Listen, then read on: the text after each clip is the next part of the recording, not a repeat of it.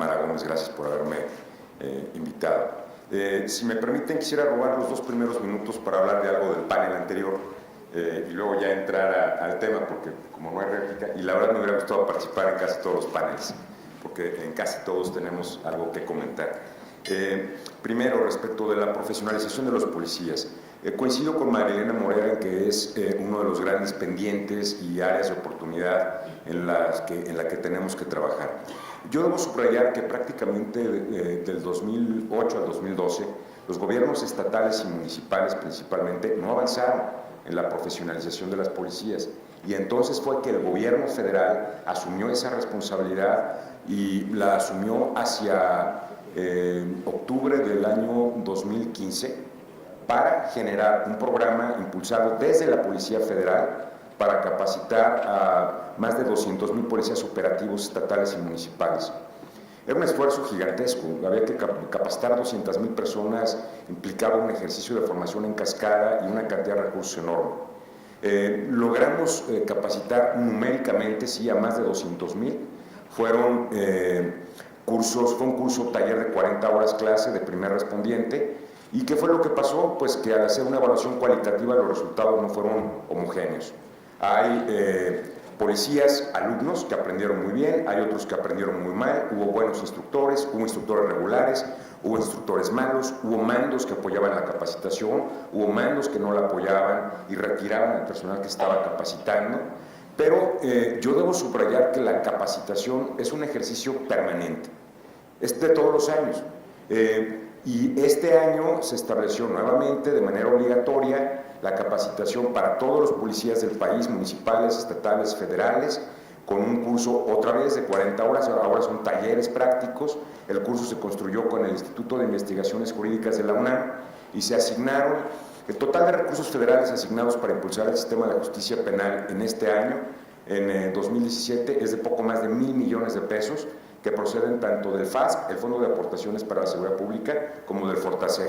Solo capacitación de policías municipales implica casi 500 millones de pesos a ejercer en este año, y que, por supuesto, nos gustaría desde la Federación que las entidades federativas y los municipios pues avancen más, avancen mejor en la capacitación de los elementos policiales.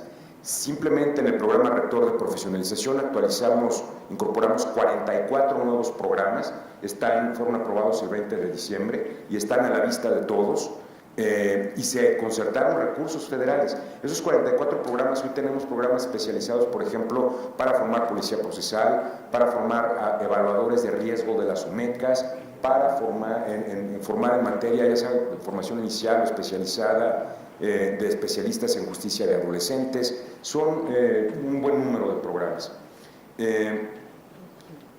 Por otra parte, en cuanto a lo que comentó Alejandro Jope del informe policial homologado, yo lo invito, yo creo que ya no está Alejandro, pero lo invitaría a todos a que consulten el diagnóstico que elaboró el Secretariado Ejecutivo.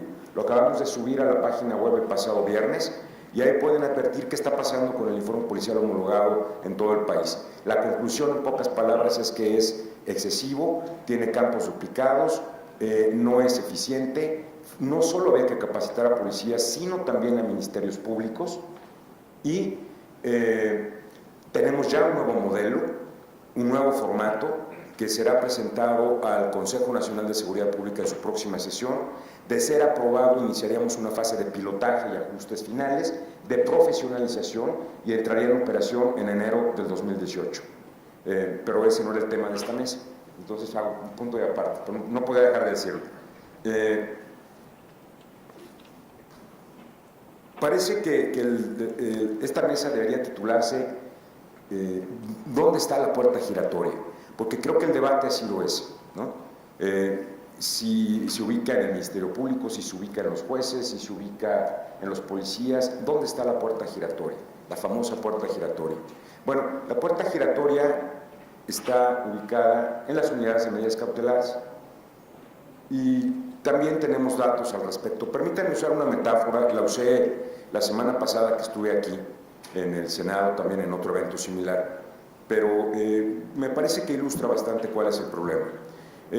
Cuando una persona se siente mal, se siente enferma, acude al área de urgencias de un hospital. En el área de urgencias del hospital, el doctor dice, bueno, pues hay que hacerle unos análisis, unos estudios, unos diagnósticos para ver cómo se siente esa persona, para determinar si la persona debe ser internada para un tratamiento, tal vez para una operación, o si resultado de los análisis, de las muestras de sangre, de orina, pues puede irse a su casa y le damos una receta y que compre unas medicinas y que venga a seguimiento cada cierto tiempo.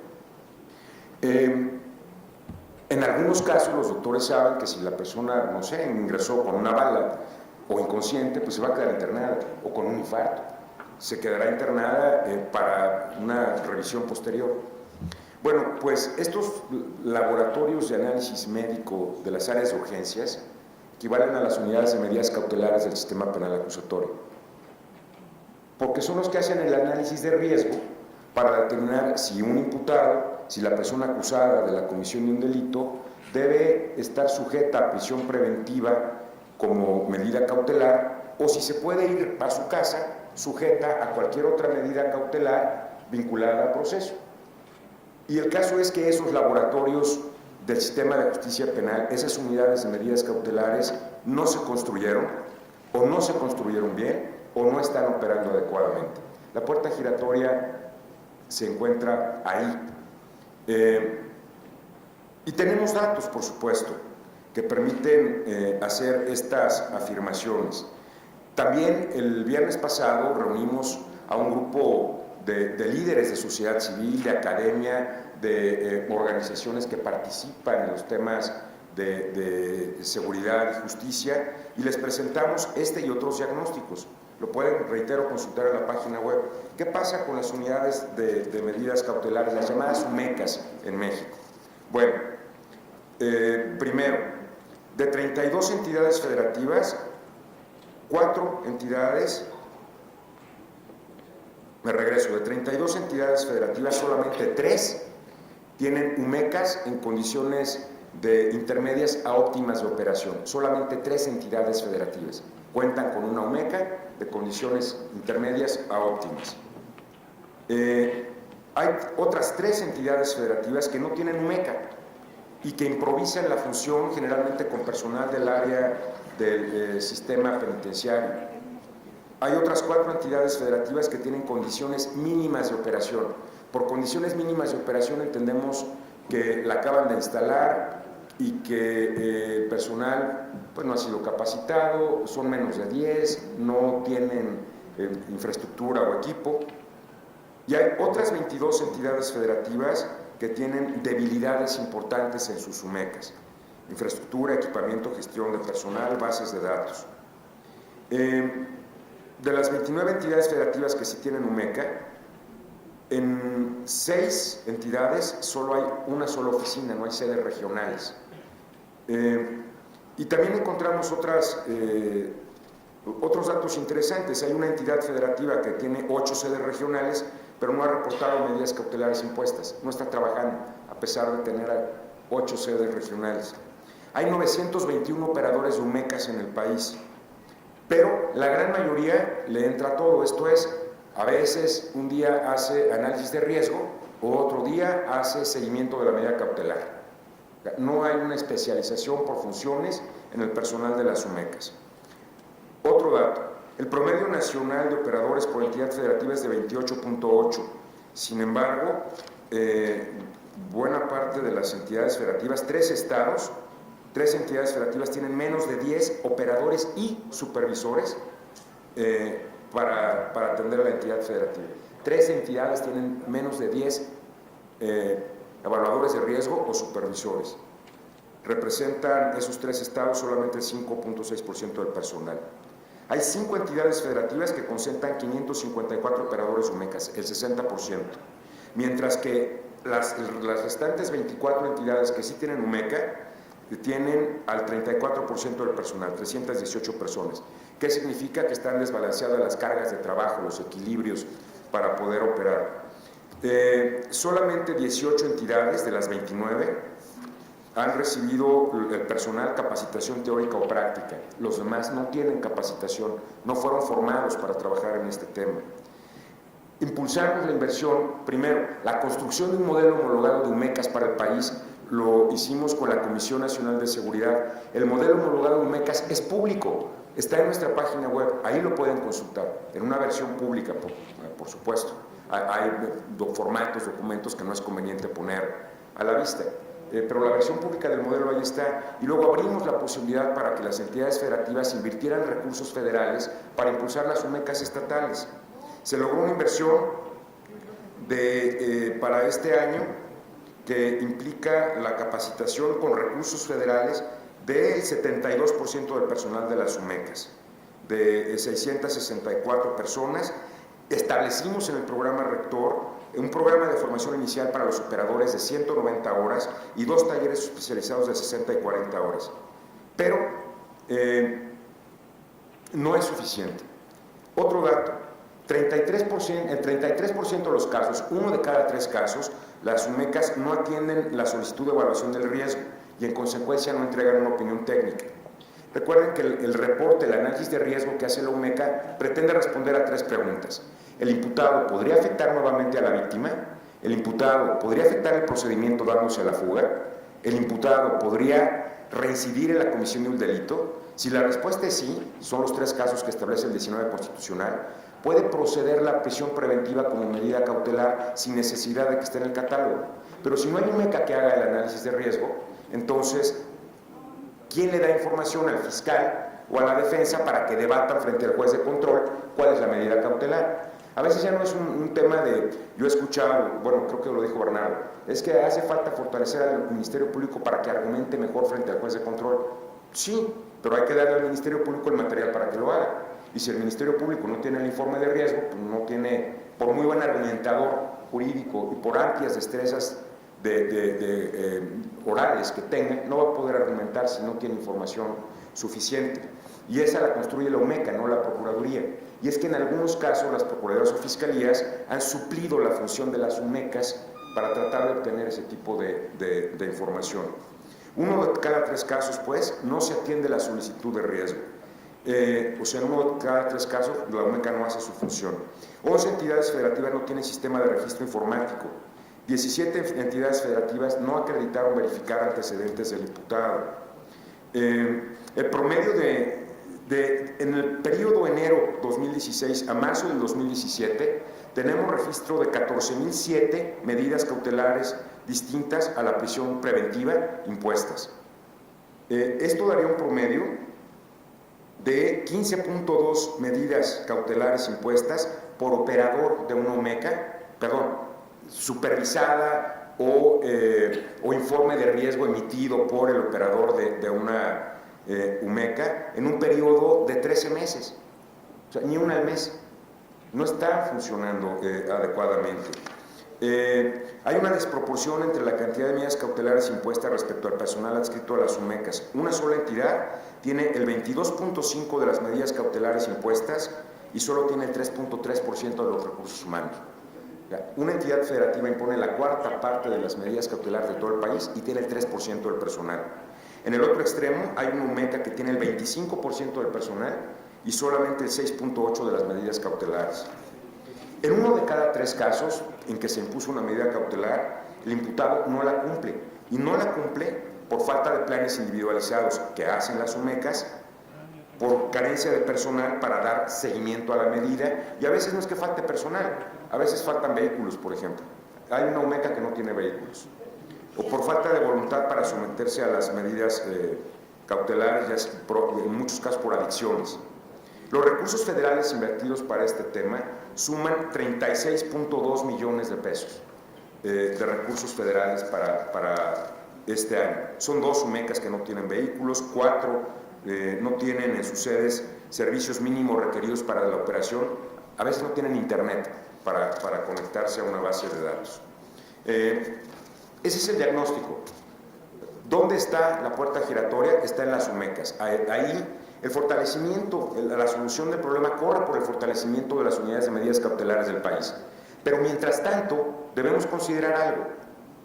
Mientras tanto, al no existir esta pieza central que no se instaló o no se maduró correctamente en 9 años, la prisión preventiva como medida cautelar oficiosa se vuelve necesaria, se vuelve desafortunadamente necesaria, porque es un hecho que hoy hay más armas en la calle, que hay un incremento del 400% de homicidios dolosos cometidos con armas de fuego en los últimos 20 años, que ese incremento es del 12% en los últimos 5 años, conforme a cifras del Secretariado Ejecutivo, que la propia encuesta de ENVIPE del 2016 refiere que de los 17.1 millones de delitos donde la víctima estuvo presente, según los datos del ENVIPE, reitero, en 5.2 millones de casos los delincuentes portaban arma de fuego, que la aportación de armas de fuego es transversal a la comisión de cualquier delito, que quien utiliza un arma de fuego la usa también en realidad para cometer robos, extorsiones, secuestros, delitos de delincuencia organizada. Me queda clarísimo el riesgo que existe del abuso que se mencionó aquí en la mesa, en que eventualmente a una persona solo le encuentren un arma y que pueda cometerse un abuso. Pero también me parece un riesgo el que existan muchos casos en que ante falta de UMECA y ante debilidades estructurales del sistema no se reforme el marco legal para apegarnos a la realidad nacional. La realidad nacional nos dice que es necesario, en este caso específico, poner un tope a la aportación y acopio de armas de uso reservado a las Fuerzas Armadas. Por otra parte, robo de hidrocarburos. En el caso de robo de hidrocarburos, la palabra huachicol o huachicolero es una palabra que ninguno de nosotros teníamos en nuestro vocabulario hace 3 años, hace 4 años. Es una palabra completamente nueva. Y es que el combate al robo de hidrocarburos es una actividad que ha impulsado de manera muy enérgica el gobierno de la República en fechas recientes. ¿Y qué ha pasado? Pues que el precio del combustible robado, del litro de gasolina robada en el mercado negro y el mercado ilícito, hace un año era de 8 pesos, ahora es de 11. El precio de venta de la gasolina al público en las gasolineras es de poco más de 16. Esto es, los delincuentes quienes se dedican al robo de hidrocarburos han tenido pérdidas del 30% en las ganancias ilícitas que obtienen y migran hacia la comisión de otras conductas ilícitas como el robo de casa-habitación, el robo de vehículo, el robo de transportes. Estas razones motivan, sumadas a otra, que son las ganancias que obtienen, que pensemos en la conveniencia de establecer prisión preventiva como medida cautelar para robo de hidrocarburos. Me refiero a que el impacto económico que se calcula por el impacto al impuesto, al IEPS, que se deja de percibir, es de 25,000 millones de pesos.